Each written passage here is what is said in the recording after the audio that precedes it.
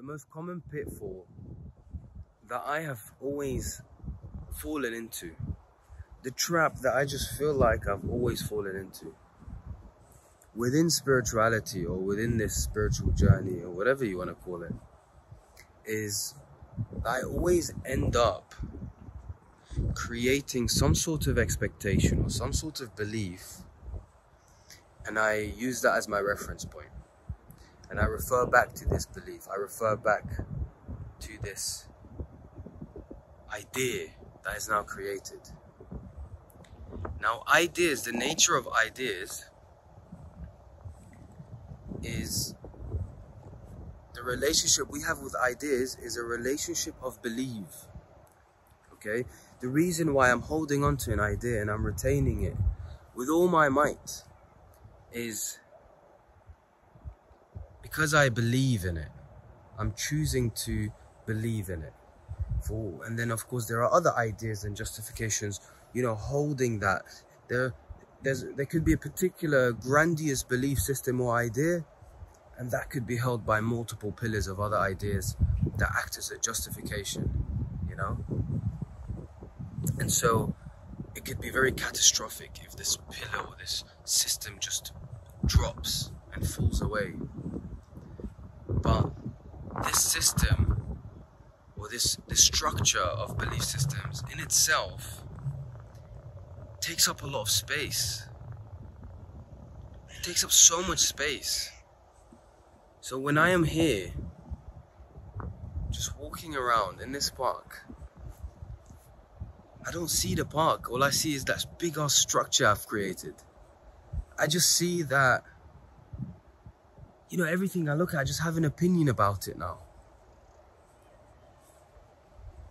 And so even when I read a book or have some sort of realization, an experiential, profound realization, we like to somehow create a memory, create some sort of sacredness about this experience, you know, encapsulate it, right?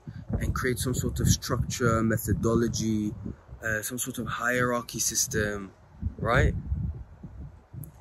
Now these processes, they all have utility in trying to solve physical world problems, okay? Of course, if you're looking to build an actual physical structure like a house, of course you need to have these different processes. Of course you need to have good pillars and good structures, you know? But why is the physical process always applied on the psychological, on the sort of internal psychological realm?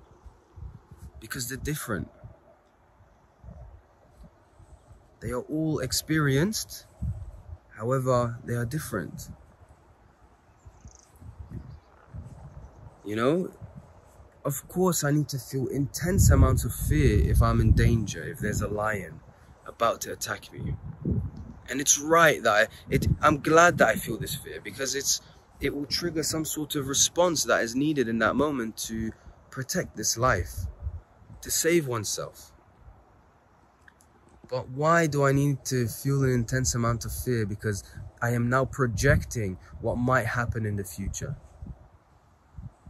And that fear is registered in the same way the fear of the lion being here right now about to eat me. And so what's really interesting about this is if we can distinguish between the effects of adhering and attaching ourselves to whatever is within the psychological realm in comparison to what really is going on. Because what's in the psychological realm, it takes a lot of effort to retain that. It takes a lot of energy to build that. It takes a lot of effort and time and justifications to build an idea and hold on to an idea or a concept. But it's effortless, absolutely effortless, to just allow whatever takes place to just be. Right? And so of course life can be exhausting. Of course it can be depressing if all we ever do is keep reinforcing the psychological realm of what's what's taking place in here. You know, holding on to these ideas and memories. Of course, it's so exhausting, it's so tiring. It requires energy to maintain. And the crazy thing is that same structure that I was speaking about, if it collapses, as painful as you think it is, as difficult as you may think the process is, you're still going to be here. You're still here. But all of a sudden, you're not in the shadow of that structure. You see what there is to see, regardless of the opinions and the ideas and the belief systems and what your next door neighbor has to say and what your friend has to say, and you know. And that's not a dig or a stab at any of these things. It's just another happening in life. But the moment you focus on one aspect of life, you kind of blur out and take away other aspects of life. And that's, of course, if you choose to navigate yourself by partitioning life into different categories and aspects. And so really it just boils down to just being, just allow it to just be. There's no need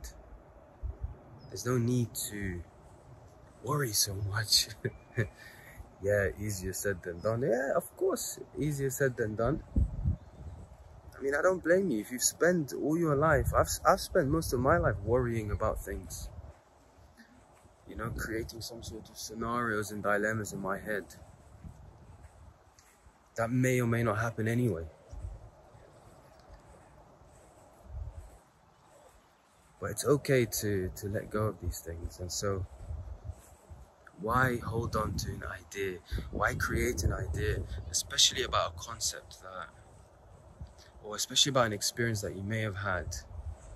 You formulate it into an idea, you put it on a pedestal, and that outshines or it casts a shadow over what really is going on. So recognize that these concepts and ideas are no different to these clouds behind me. They're just moving. If the mind is the sky, then these ideas and concepts are the clouds. I'm so annoyed about how this cloud looks like. It shouldn't look like that. You know what? I'm going to start a protest.